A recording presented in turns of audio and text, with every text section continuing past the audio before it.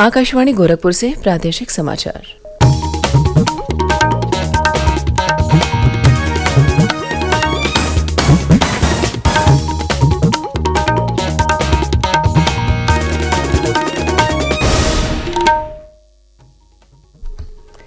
नमस्कार, समाचार बुलेटिन के साथ में शिवानी अरोरा। पहले मुख्य समाचार।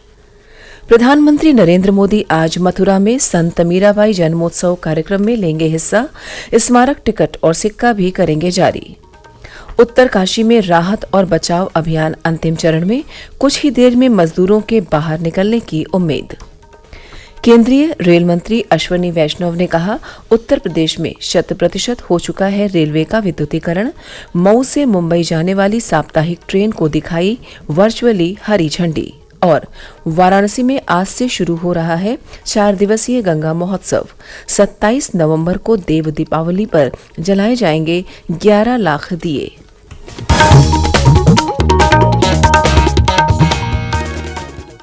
अब समाचार विस्तार से। प्रधानमंत्री नरेंद्र मोदी आज मथुरा में संत मीराबाई की 525वीं जयंती पर हो रहे संत मीराबाई जन्मोत्सव कार्यक्रम में हिस्सा लेंगे। इस मौके पर प्रधानमंत्री संत मीराबाई के सम्मान में एक स्मारक टिकट और सिक्का भी जारी करेंगे। इसके अलावा प्रधानमंत्री सांस्कृतिक कार्यक्रम में भी शामिल होंगे। इस दौरान सांसद हेमा मालिनी मीराबाई पर प्रस्तुति भी देंगी। प्रधानमंत्री मीराबाई पर 5 मिनट की डॉक्यूमेंट्री भी देखेंगे। यह कार्यक्रम संत मीराबाई की स्मृति में पूरे साल चलने वाले कार्यक्रमों की शुरुआत का एक प्रतीक होगा। कार्यक्रम के दौरान मुख्यमंत्री योगी आदित्यनाथ भी मौजूद रहेंगे। प्रधानमंत्री नरेंद्र मोदी के मथुरा आगमन को देखते हुए सुरक्षा व्यवस्था के पुख्ता इंतजाम किए गए हैं। सहायक निदेशक आयुक्त हस्तशिल्प ने बताया कि मथुरा में 14 से 27 नवंबर तक उत्तर प्रदेश ब्रज तीर्थ विकास परिषद, पर्यटन विभाग और जिला प्रशासन द्वारा ब्रजरज उत्सव का आयोजन किया जा रहा है। उत्तराखंड के उत्तरकाशी जिले में निर्माणाधीन सिलक्यारा सुरंग में फंसे 41 श्रमिकों को सुरक्षित निकालने के लिए राहत और बचाव अभियान अब अंतिम चरण में है। कुछ ही देर में मजदूरों के बाहर निकलने की उम्मीद है। बचाव दल ने सुरंग में मजदूरों तक तकरीबन पाइप पहुंचा दिया है। उत्तराखंड के मुख्यमंत्री पुष्कर सिंह धामी भी उत्तरकाशी में मौजूद हैं और बचाव अभियान की जानकारी ले रहे हैं। श्रमिकों के स्वास्थ्य की जांच के लिए जिले के सामुदायिक स्वास्थ्य केंद्र चिन्यालीसौन में सभी व्यवस्थाएं पूरी कर ली गई हैं। इस बीच प्रधानमंत्री नरेंद्र मोदी ने भी कल मुख्यमंत्री पुष्कर सिंह धामी से फोन पर बात कर राहत और बचाव कार्यों की जानकारी ली। प्रधानमंत्री ने कहा कि सभी श्रमिकों को सुरक्षित निकालना हमारी शीर्ष प्राथमिकता है। कल सुरंग में फंसे हुए मजदूरों से बचाव दल ने एंडोस्कोपिक फ्लैक्सी कैमरा के जरिए बातचीत की थी। सुरंग के भीतर सभी मजदूर सुरक्षित हैं। फंसे हुए मजदूरों में कुछ मजदूर पूर्वी उत्तर प्रदेश के जिलों के भी हैं। केंद्रीय रेल मंत्री अश्विनी वैष्णव ने कल वर्चुअली मऊ से मुंबई जाने वाली साप्ताहिक ट्रेन को हरी झंडी दिखाकर रवाना किया। इस मौके पर मऊ रेलवे स्टेशन पर आयोजित कार्यक्रम में प्रदेश सरकार के नगर विकास एवं ऊर्जा मंत्री A.K. शर्मा मौजूद रहे। यह ट्रेन मऊ जंक्शन से शुरू होकर मोहम्मदाबाद, गोहना, आजमगढ़, शाहगंज, जौनपुर और प्रयागराज होते हुए मुंबई जाएगी। इस अवसर पर कार्यक्रमों को वर्चुअली संबोधित करते हुए केंद्रीय रेल मंत्री ने कहा कि प्रधानमंत्री नरेंद्र मोदी रेल को भारत के विकास की सबसे बड़ी कड़ी मानते हैं। भारतीय रेल में पिछले 9.5 साल में 21,000 किलोमीटर नई रेल पटरियां बनाई हैं। उन्होंने कहा कि उत्तर प्रदेश में रेलवे का 100% विद्युतीकरण हो चुका है। कार्यक्रम में नगर विकास मंत्री ने कहा कि इस नई रेलगाड़ी के चलने से यात्री सुविधा के साथ ही पूर्वांचल के विकास और व्यापार को गति मिलेगी। उन्होंने कहा कि इस रेलगाड़ी के चलने से नौकरी करने वाले व्यापारी और किसानों को विशेष लाभ मिलेगा। उप मुख्यमंत्री केशव प्रसाद मौर्य ने कल लखनऊ में मिशन लाइफ के अंतर्गत ग्रीन न्यू टेक्नोलॉजी कार्यशाला को संबोधित किया। इस मौके पर उप मुख्यमंत्री ने कहा कि गांवों के संतुलित और समग्र विकास के लिए ग्रामीण सड़कों के किनारे दीर्घकालीन प्रजातियों के पौधे रोपित करने चाहिए। इससे मिशन लाइफ अभियान को गति मिलेगी। उन्होंने कहा कि उत्तर प्रदेश में प्रधानमंत्री ग्राम सड़क योजना की सड़कों के निर्माण में अपनाई जा रही full depth reclamation technique mission life अभियान के लिए लाभप्रद और उपयोगी सिद्ध हो रही है। उन्होंने कार्यशाला में विभिन्न राज्यों से आए प्रतिनिधियों से आह्वान किया कि वह सड़कों के निर्माण में FDR तकनीक के अलावा दूसरे शोधपरक कार्य भी करें, जिससे पर्यावरण व जल संरक्षण को बढ़ावा मिले।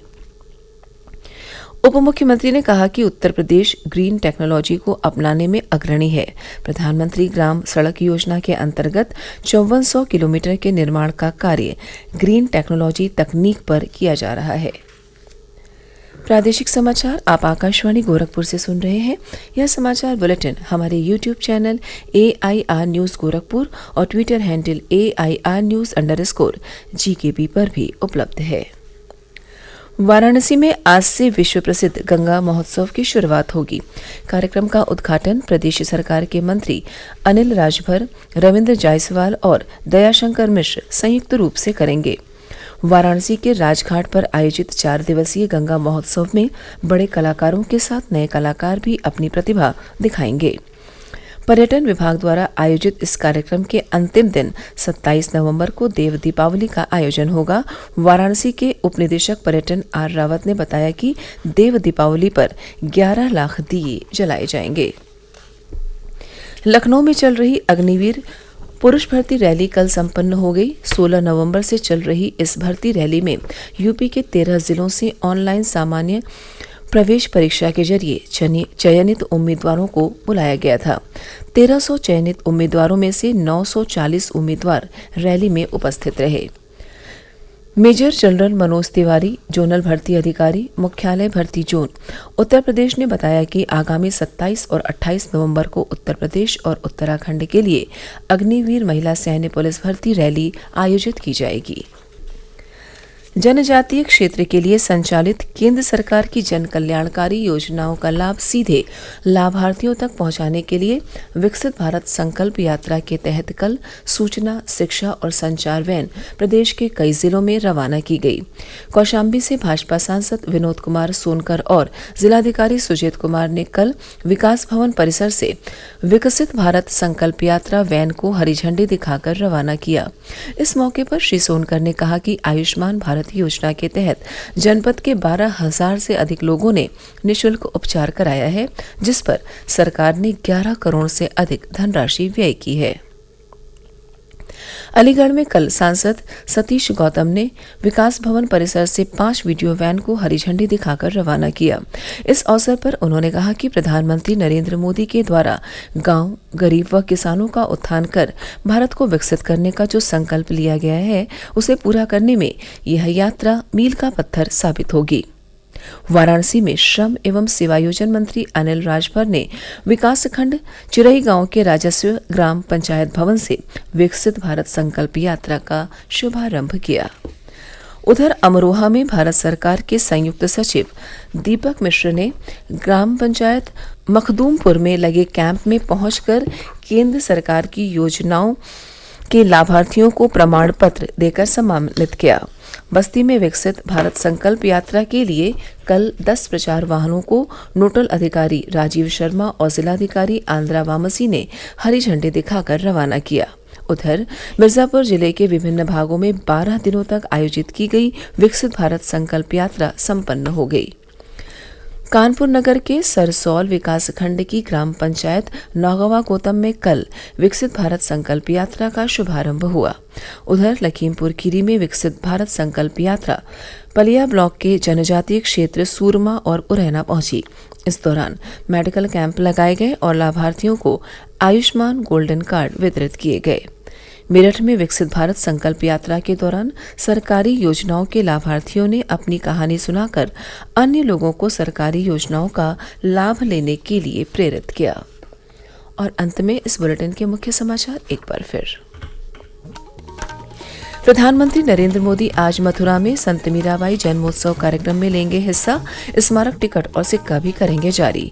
उत्तरकाशी में राहत और बचाव अभियान अंतिम चरण में, कुछ देर में मजदूरों के बाहर निकलने की उम्मीद।